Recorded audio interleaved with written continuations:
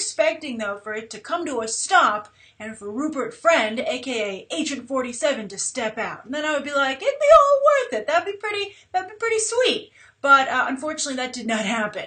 So it just kind of reminded me of some of the more generic shots in the RoboCop remake. Now, of course, the RoboCop remake turned out to be pretty darn good.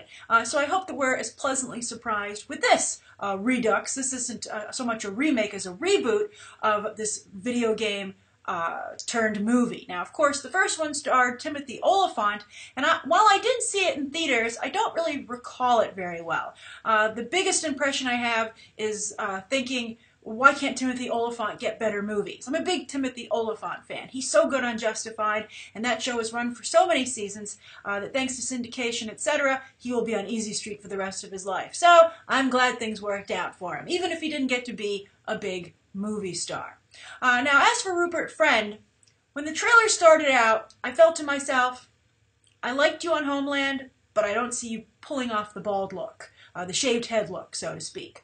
As the trailer went on, he started to win me over a little bit more. I think he's very good at his action sequences, very strong, deliberate and precise movements, but still nothing like John Wick level or Kingsman the Secret Service level. I mean, those kind of movies are really raising the bar. So more, I hate to say it, but I guess there's no other word, more generic movies like this are left kind of holding the bag.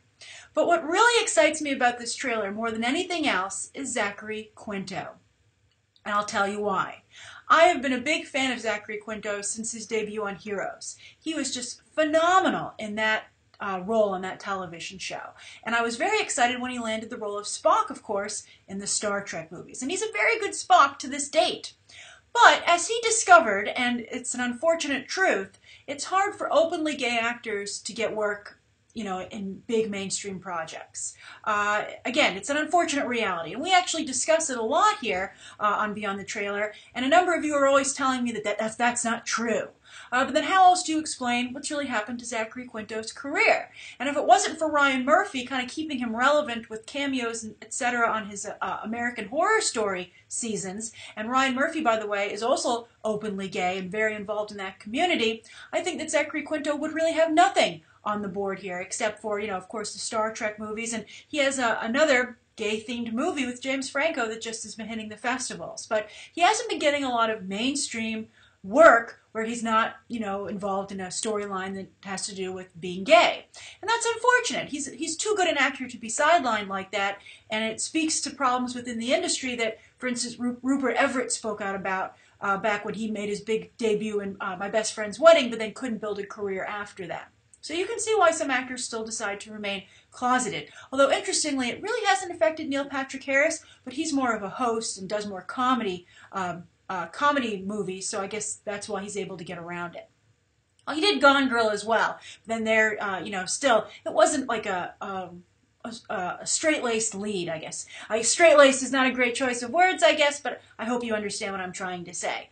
So to see Zachary Quinto in this kind of, you know, everyman role, where he's integral to the plot, I think is really exciting, and I'm glad that he got this opportunity, and I hope that he's able to impress in the role and to show that he can still be an asset to movies and television shows on a broad scale without having to, you know, focus on, you know, his personal sexual preference, which really shouldn't factor into his career, right?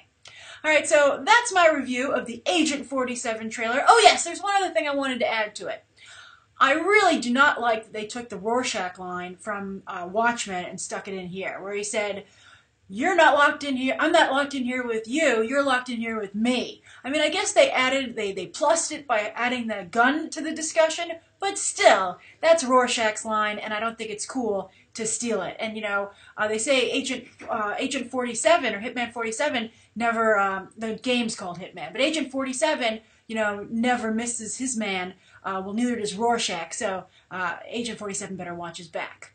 All right, so that's my review of the trailer. Thank you so much for everyone who asked me to review it, and I look forward to hearing your own thoughts about it down below. Thanks for watching. Bye.